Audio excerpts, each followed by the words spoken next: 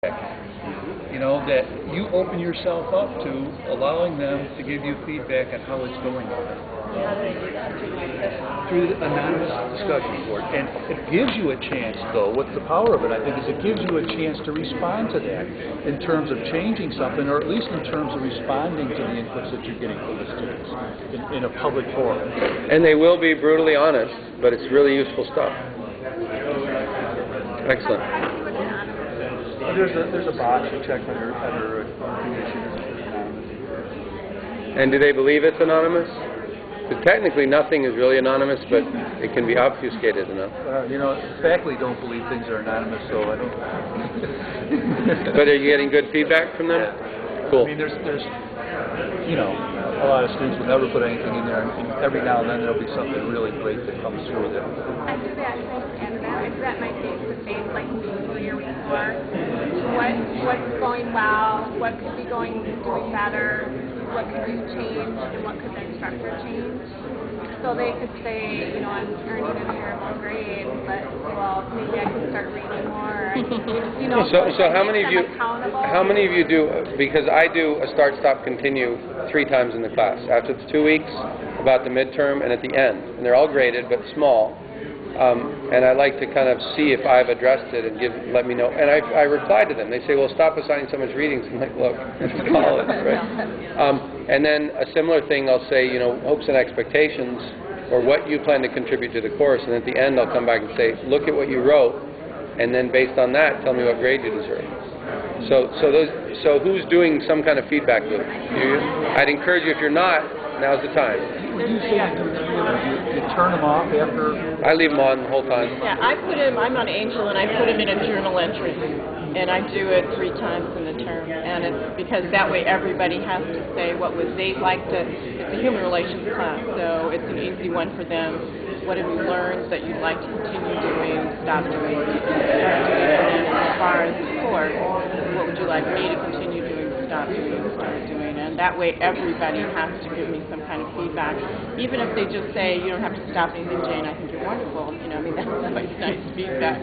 But that way it's a graded journal entry. They get 10 points for it, and I do it 3 times, and I've had good results. And then I respond to the class. Say, wow, I can't stop giving you assignments, but I have some students who have some significant reading issues. So let me know what I can do to break down the material so that I can tell you how to put it together. So again, I try to be as proactive as I can to say, you got a problem, I can't take it away, but right. I'm the instructor, let me see if I can help remediate something for you. Cool. Yeah, you may have just answered it. These start, stop, continue go just to the instructor. They're not out on the I put them on a public forum. So everybody reads them. Yeah. And again, maybe I'm relaxed enough that they don't worry. I mean, I pretty much try and be very non-emotional about it, because I know my weaknesses. If they peg them, I know they're right. And if they peg something I wasn't aware of, I have to evaluate it and say, well, maybe they're right, or maybe they're full of it. But then they can say, I agree with Jane, you know, the way you do that is confusing to me. And part of it is you create the rapport at the beginning by introductions and all those 5 things I was talking about. We know each other. I mean, I know that when they had their car accident and how old their kids are and all this stuff. And they tell them the little joke. It's amazing the stuff they give you. This woman says, I'm an anal retentive control freak and I have a 14-year-old daughter learning to drive. You see the paradox there? So now that's a reference to me. And if she has a 14-year-old daughter, that means she's at least, you know, something. Okay, go ahead.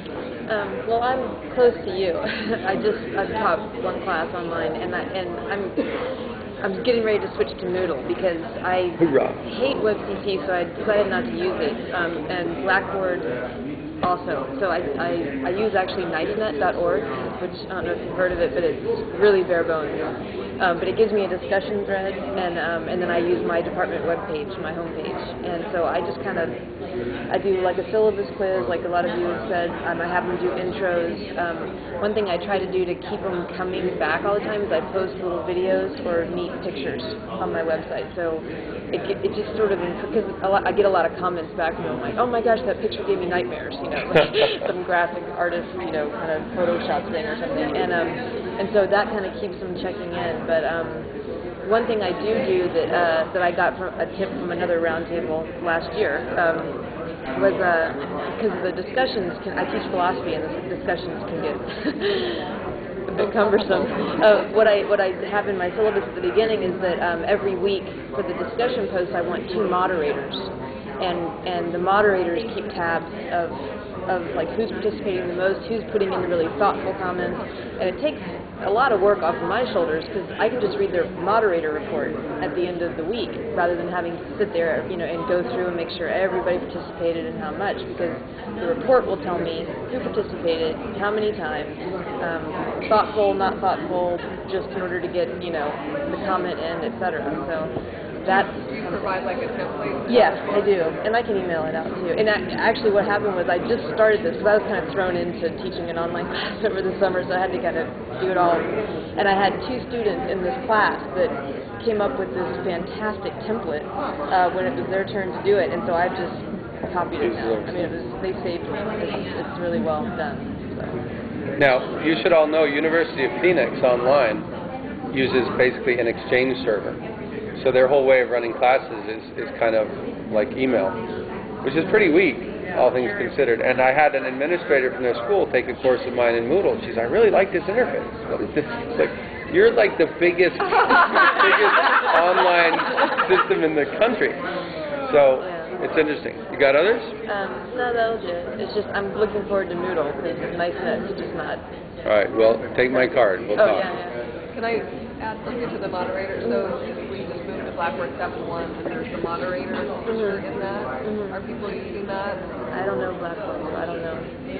Because I think how it works is you set up a student or students as a moderator, and I think they have to read a message and they can accept it to be published or not.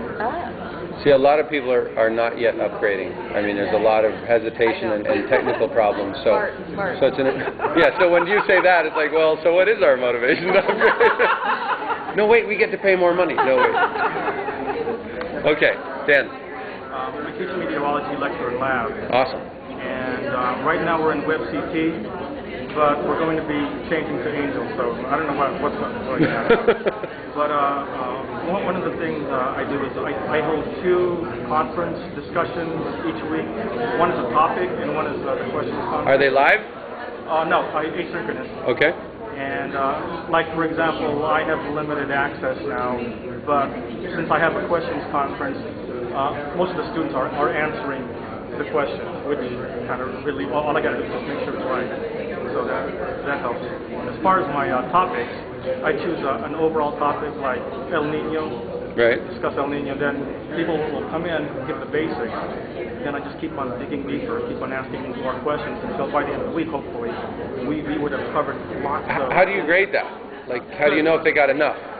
Good question. I actually keep it simple because I do try to encourage them to tell me what you see, tell me what you think, and then we'll sort things out afterwards. So I keep it a very basic, effort-driven grade. So, cool. And then I give a summary at the end to kind of put everything. I have a comment for you. At the university that I was working at, there was a professor that created a ghost student who, instead of him asking the question, this person would kind of rib the other students or antagonize them to go deeper. And basically, that's like between these 2 characters. I can see that going downhill so fast. As a professor, he would tell this other student, you need to calm that down. You need to be a little bit more polite in your posting. Oh, so Lord. basically, he got a chance to do the modeling. I'd be like, you're such a jerk. And that sounds like be something that worked real well with you. Yeah, and just the whole... But he even created a persona. There was a photograph of the student. Wow. If used properly, I think. What's that? I said if used for good, I think that's a good. Well, the more ethical alternative is just have a student you know and like play the bad guy for you now and then, That, but also tell them that it was kind of a character. I mean, No, because then they wouldn't. It would have worked. Model what doing. All right, so we got 15 minutes left. I want to cover 4, 5, 6, quite a few more. Let's keep on going. For me, the biggest thing is I have a getting started document Cool. at the top of it. Again, we have Web City Vista. It's a link on the home page.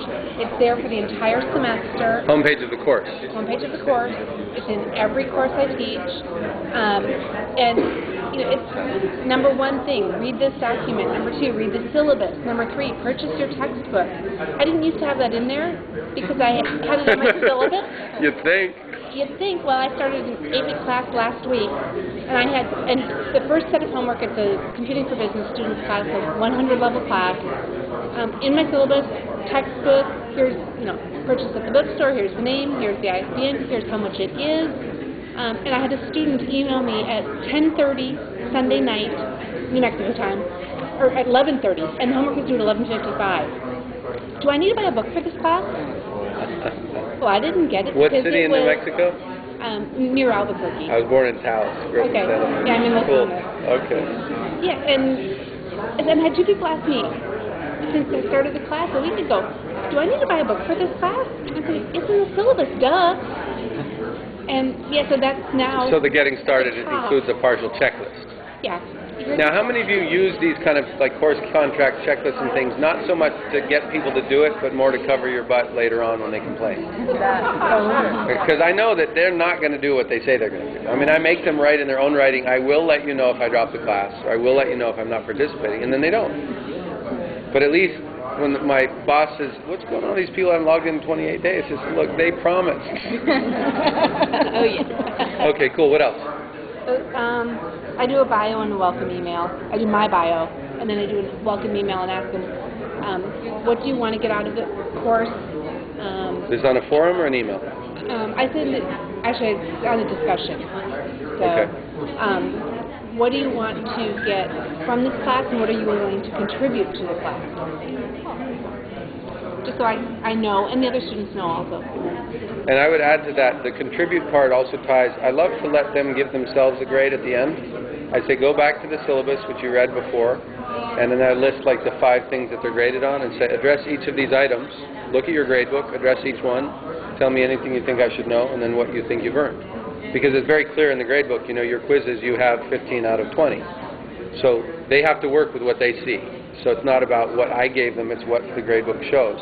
And almost invariably, they grade themselves more harshly than I do. And that makes me feel good. And in a few cases, they're clearly smoking crack. So they just get what they get. Okay, you good? Yes, ma'am. I'm from Roswell. Cool.